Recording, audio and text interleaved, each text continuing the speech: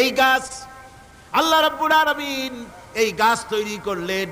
এই গাছ শুধু আপনার জ্বালানি দেয় না, গাছ শুধু ফল দেয় না, এই গাছ মানুষের জন্য গাছ হচ্ছে বন্ধু। মানুষের জন্য গাছ কি?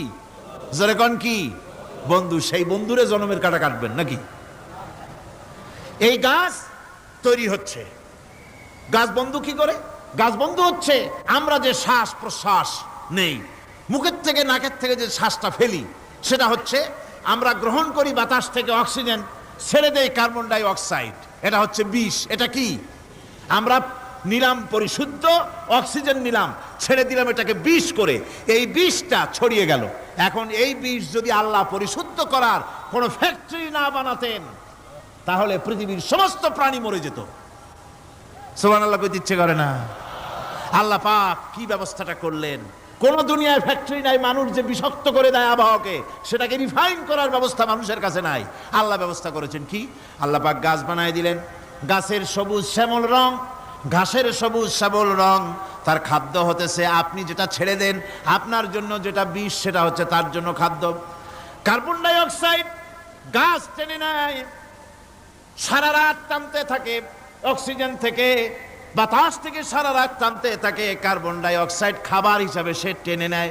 আর দিনের বেলায় যখন রোদ ওঠে, সূর্যের উত্তাপ আর গাছের সবুজ রং দুটোতে মিলে এক প্রকারের রন্ধন ক্রিয়া হয়, রাঁধা হয়। সেই রান্নার মাধ্যমে গাছের ভিতর থেকে গাছ আবার অক্সিজেন মানুষের জন্য, প্রাণীর জন্য ছেড়ে দেয়। সুবহানাল্লাহ। তো গাছ আপনার জন্য বন্ধু। একদিকে গাছ আপনার এই কাজ করলো, ফার্নিচার বানাইলো, ছায়া দিল, ফল দিল। আল্লাহ পাক বলেন, এই গাছগুলি কে তৈরি করলো? মিয়া তুমি করছো? না, আমি করছি। আমি আমার রহমত দিয়ে তোমার গাছ বানাই দিলাম। এরপরে ফসল দিলাম, ফসল হলো, তোমার তরি তরকারি হলো, সব কিছু তোমার হয়ে গেল। এবার ফসল দেখা মানুষে যখন দেখে জমিনে বড় বড় ধানের গোছা হয়েছে, মোটা মোটা ধানের গোছা হয়েছে, মোছে তখন তেল মাখে আর নতুন নতুন গানের আয়োজন করে। এবার ফসল বেশি হয়েছে, গান, থিয়েটার, বাজনা, গুনাগার বিবি, কত রকমের গানের ব্যবস্থা করে ফেলে।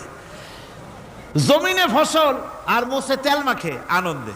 আল্লাহ রাব্বুল আলামিন বলেন, লাউ নাশাউ লাজআলনাহু হুতামান ফাযানতুম তাফাক্কাহুন। আমি যদি ইচ্ছে করি তোমার জমিনের সমস্ত ফসলটাকে আমি সম্পূর্ণ কুটায় পরিণত করে দিতে পারি, তুষে পরিণত করে দিতে পারি। পারেন না? ধানের ভিতরে আল্লাহ যদি চাউল না দেন, তাহলে সব তুষ হয়ে যাবে না? তখন কি করবেন আপনারা? কি করবেন? কোন বাংলাদেশ তখন হরতালের দেশ।